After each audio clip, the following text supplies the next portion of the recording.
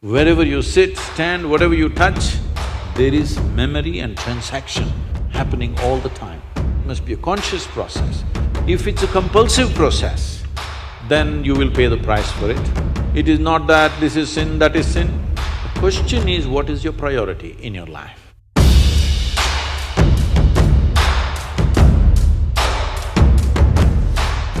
Sadhguru, how can a person stay committed to someone in a relationship?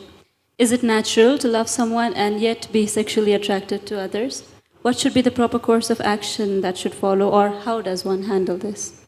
See, there is a psychological integrity, there is emotional integrity, but there is a biological integrity also. Integrity does not mean morality.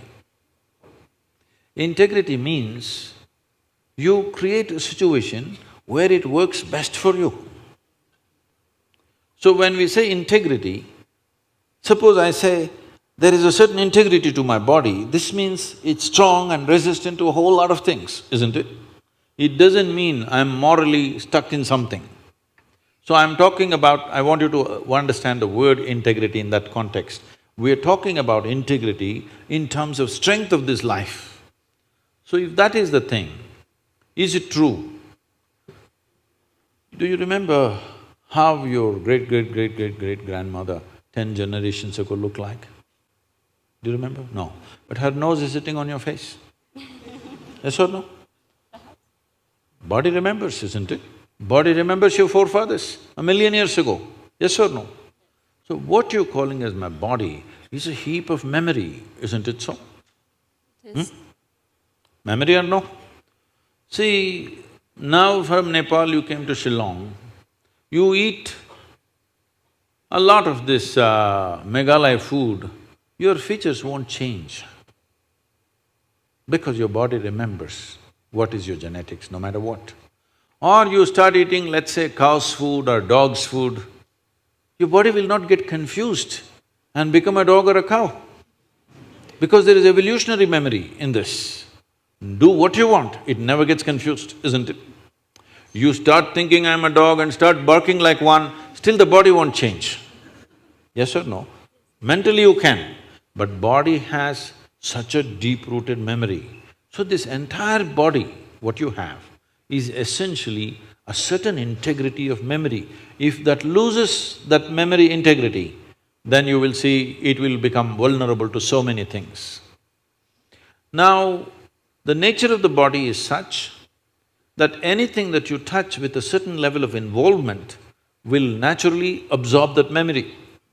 Not mentally, physically it'll absorb that memory.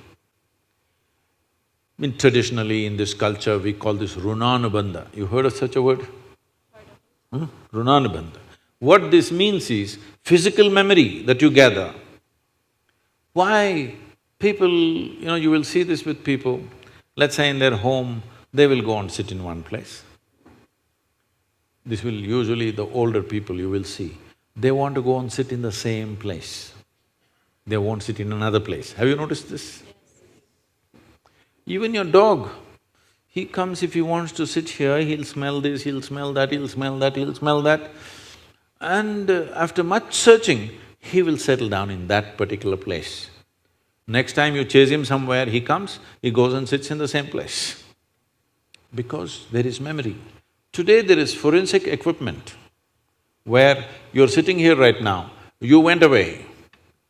After 2, 3, 8 hours, if they come, not with a dog can easily do it.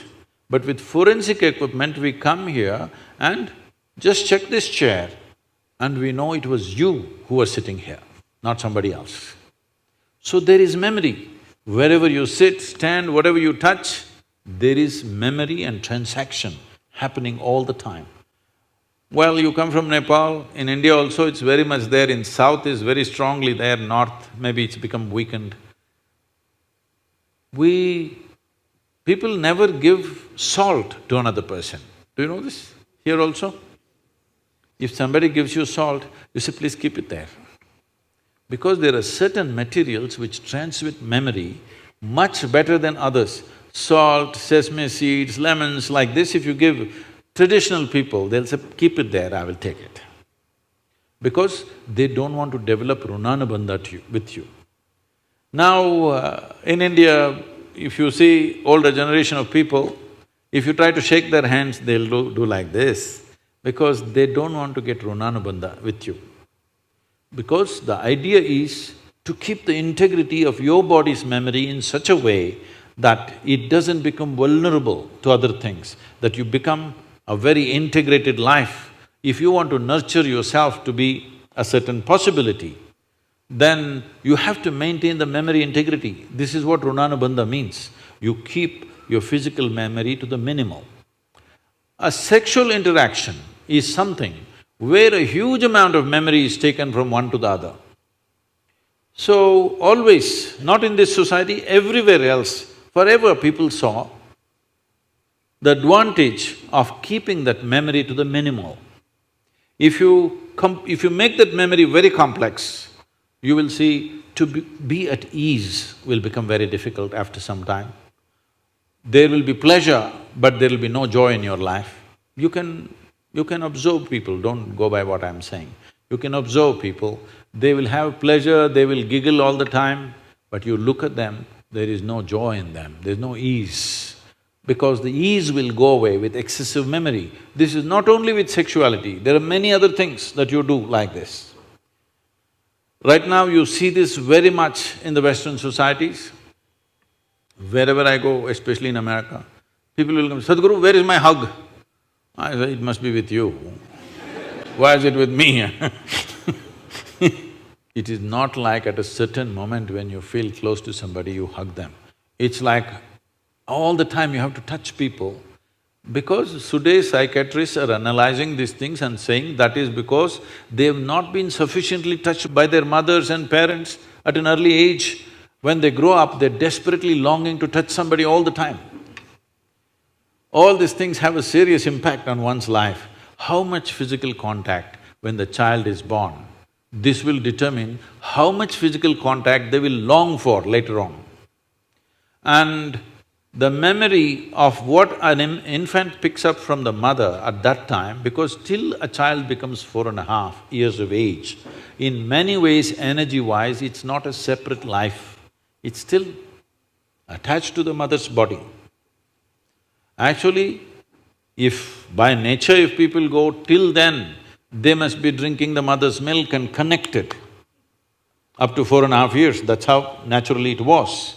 So, the energy doesn't mature. At that time, more and more memory that you get from the mother is better and better to strengthen this.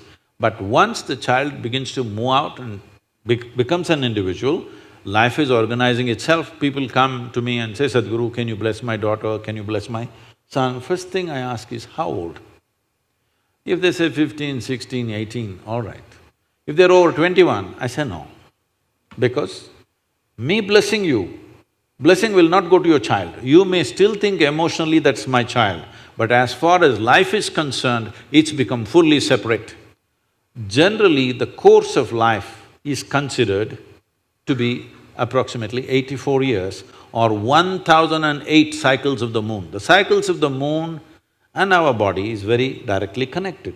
Only because our mother's bodies were in sync with the cycles of the moon, we are born, otherwise we wouldn't be born, isn't it? Hello? So, a full life is considered 1008 cycles of the moon, which will approximately considered as 83 to 84 years. So if one crosses 84, it's considered a full life.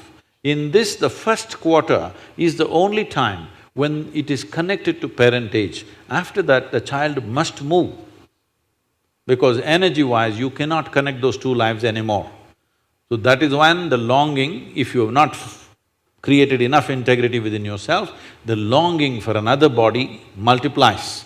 Even though the hormonal phase may be higher between 15 to 20, the longing to bind and bond with somebody increases after 21 years of age, because unknowingly you're like a satellite who fell off the main mother. You come off the motherboard. Now you want to attach to something unless you find some integrity. This is why between 12 and 18, one must do lot of sadhana to strengthen the body, so that you don't desperately bind yourself to something or somebody. You must consciously, if you wish to take a partner, it must be a conscious process. If it's a compulsive process, then you will pay the price for it. This is not a question of morality. It is not that this is sin, that is sin.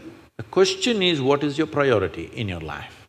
If your priority is to make this life rise to a higher possibility, then you must be conscious. If you want to somehow live and go, it's okay.